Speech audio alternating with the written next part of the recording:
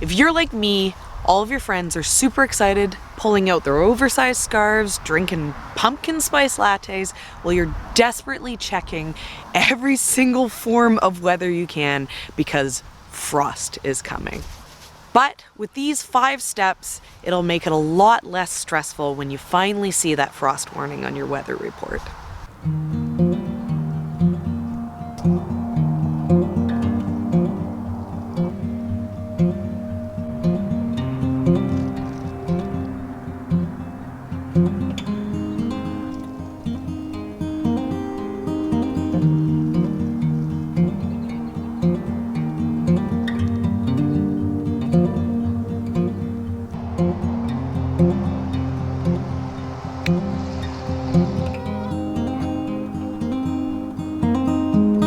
I'm standing in the very sad post-frost reality of my flower farm because we unfortunately have already had -4 Celsius and everything that was ever gonna die in a frost died, and there was no salvaging this.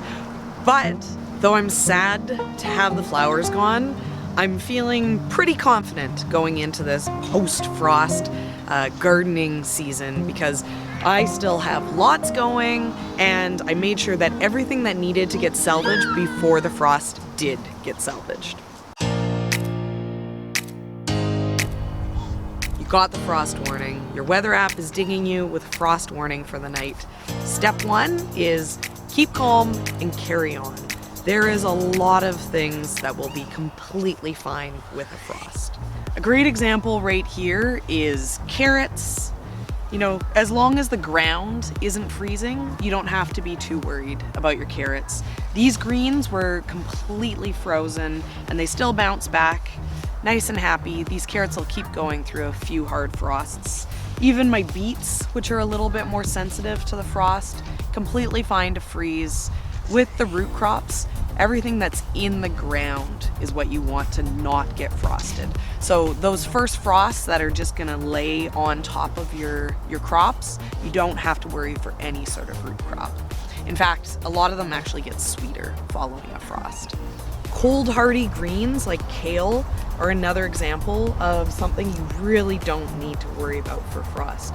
These kales here, these aren't even winter kales, and they still had no issue getting completely frozen before bouncing back and being happy.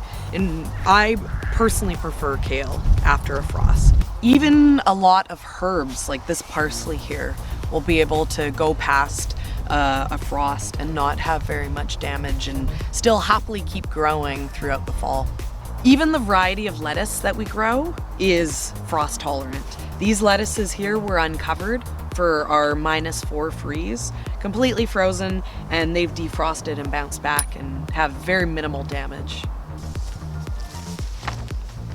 You? Now that we've calmed down a little bit about the fact that the frost is coming, let's ramp up that anxiety again and do step 2, which is bring in all of the tomatoes. This is one of my greenhouse tomatoes, and come on in and I'll show you why you want to bring in all of your tomatoes. Because if you don't, this is what they will turn into. Tomatoes are super frost sensitive, so even a light frost is going to kill them off, and it's going to damage the fruit. And any ripe fruit that was on your plants, once it's get frosted and it's, you know, kind of recovered from it in the warmth of the day, they're going to be gross. It's basically like they've been cooked and then left on the branch. You know, within a matter of a day, they're fermented tomatoes, and you know, I at least don't want to eat that. What you want to do is you want to strip off any ripe fruit, bring that in so it doesn't freeze, but you also want to take all the green fruit off the plants. I usually go through and I just clip the stems and just bring them in like that. All of this green fruit, once you bring it inside your house, it'll slowly ripen over the next month or 2. I was working in the middle of the night with a headlamp, so I can't show you me actually doing it, but I can show you the outcome of having stripped the green tomatoes off the plants.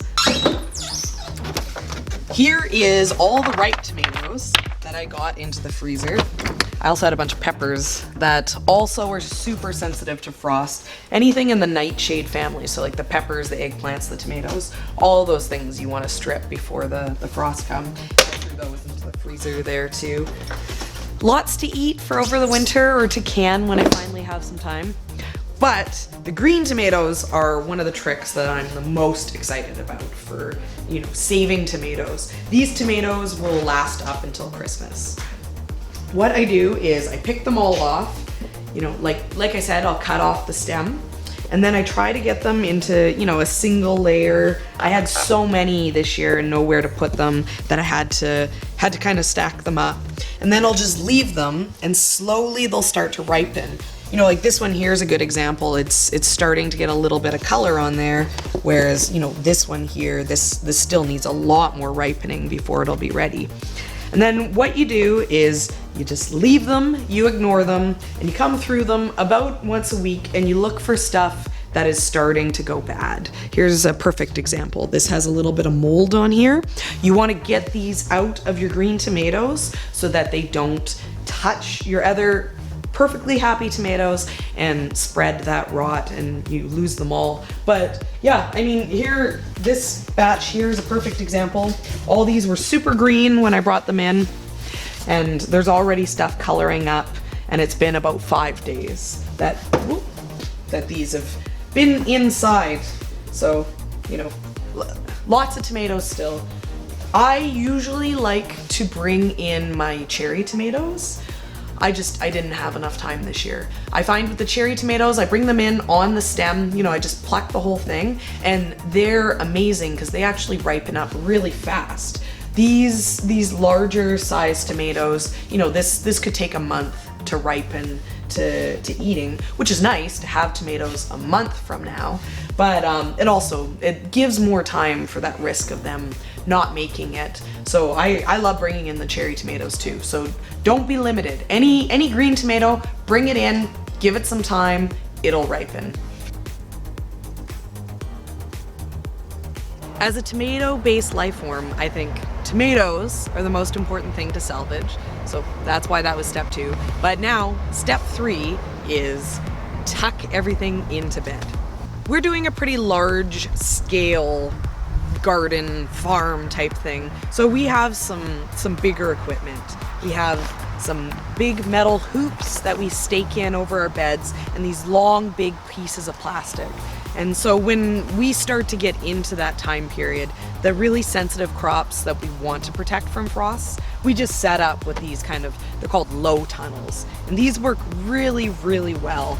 When I pull this up, you can see under here is my Swiss chard. This is something that is gonna get damaged with the frost settling onto it. And by tucking them in under this plastic, it makes a nice, good growing space for them. It's a little bit warmer. They'll get a little bit more growth during this cold period of time. And I don't have to worry at all that they're gonna get touched by the frost and the leaves are gonna turn into something that I don't wanna eat or sell. But I haven't always been working on that large of a scale, and I still use this trick even in my small backyard garden. What I do is, after I'd gone and gotten the tomato plants, I'd actually take the tomato cages off of my plants, and then I'd use these to find a spot in my garden where there's something I wanted to protect. You know, something like this bok choy might be something that I would want to make sure it's not going to get any frost damage. So I'd stab some of these tomato cages in. Then I'd get blankets, just any sort of blankets. Flat sheets were one of my favorite things to use, and I drape them over top of the cages and basically just create a space that the frost couldn't get to. The frost will actually come and just settle right on top of this, but it won't be able to, you know, go through. It's just frozen moisture. So it'll sit on this blanket. Everything underneath will be protected from the frost, and then in the morning, you come out, you lift the blanket, and you're protected again, and you're safe to go on until your next frost warning. This trick works really well, and it also means that you just have a little spot that you need to protect. You can do it. You don't need to invest in anything that you don't already have in the garden. You just might not want to put a blanket directly on top of everything because it may crush it and damage it. But I mean, even doing that, if you're guaranteed it's going to be something you're going to lose, might be worth the experiment. This is a really good trick. Oh no, Bo. It's a little kid coming to get you. Step 4 is to harvest all of your squash. Squash is super sensitive to frost. This here is some zucchinis that I had and just totally dead. Even the lightest frost will kill them off. And it's also going to completely damage your fruit too. If you don't get your fruit out, this is kind of a good example. This part was frosted. This half was like insulated by the ground. It wasn't frosted. But this like translucent, this is just gone. Yeah, there's nothing you can do to salvage this. You want to pick all of your fruit off of your squash before that frost comes in, because there's pretty much nothing you can do for them. They're like the tomatoes and the peppers. As soon as frost comes, they're gone. It's not just your summer squash that you need to be careful for too. Your winter squash are gonna suffer in the same way. This was like a pumpkin vine that I had growing out of my compost, and you can see on this, the exact same thing happened. The fruit itself got frosted, and it's soft, it's mushy, it's garbage now. You need to be really careful to pull in all of your pumpkins before that frost comes, or that entire summer of growing them is just going to be completely lost, and they're not going to be good for anything. It can be really hard to tell sometimes if something got frosted or not. This is a gourd that I picked to bring in, and it had already gotten frosted, and it wasn't until it sat inside for a few days that, the soft part of the gourd that had gotten cooked by the frost showed up. And if this was left in storage, this rot would carry on and get into all my other pumpkins. Oh, sorry. These are all the pumpkins that I rushed around and desperately brought inside when I was having my frost. And some of these weren't completely ripe, but you just gotta bring them in. What I've done for them is I've kind of spread them out on a shelf, not touching, just so I can see, what's good and what's not after they've had a few days. Anything that's not fully ripe, like this pumpkin here, it'll eventually get orange, like this kind of beigey orange on the flesh, but it can happily do this inside, safe, away from any freezing. I was a little late the night of the frost on my pumpkins, and I had a handful of pumpkins that had gotten frosted by the time I went out there and picked them. My way to try to salvage them this year is I took the entire squash and I just threw it straight into the freezer. My plan is I'm gonna cook these in the microwave, and I'm gonna take them basically straight from frozen to cooked before scooping out the parts that I won't eat. And that's kind of all I can think to do to salvage these. So you definitely wanna try to get these out of the garden before that frost comes, because it makes them really difficult to use. It's a pumpkin. Step 5 is, now that you've saved all the food stuff, which is important, if you have any time left, go and pick your flowers. They're not gonna survive the frost, so you might as well bring in a nice, beautiful bouquet into the house, because they'll give you a week of joy in there, whereas, if you do what I did and leave them, they're gonna die back. They're gonna not make it through any of that frost.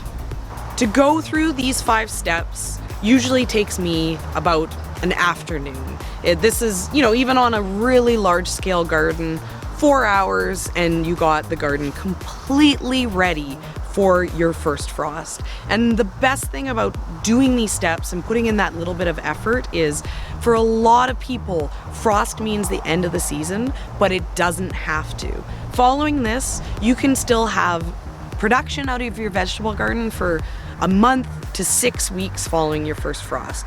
We're personally sitting here, having had -4 Celsius. That is a super hard freeze, and I still have carrots and beets and kale and Swiss chard and lettuce, lots and lots of things to keep growing, to keep eating, to keep selling still into November, even up here in Canada. So hopefully with these 5 steps, it'll take away a lot of that stress and anxiety that comes with that first frost, and you'll have lots of success this year.